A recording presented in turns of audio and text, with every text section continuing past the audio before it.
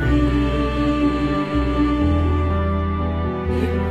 ignoring your perpetual hell.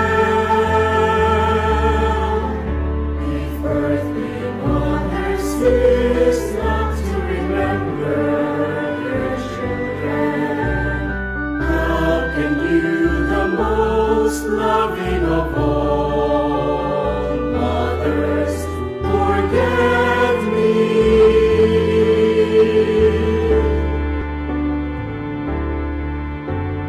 Grant then to me, I implore you,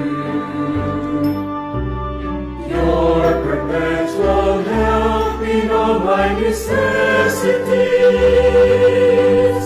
Meet every sorrow, and especially in all my temptations.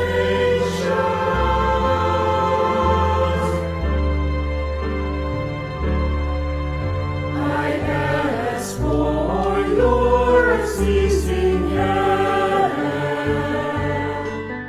for all who are now suffering. Help the weak, cure the sick, the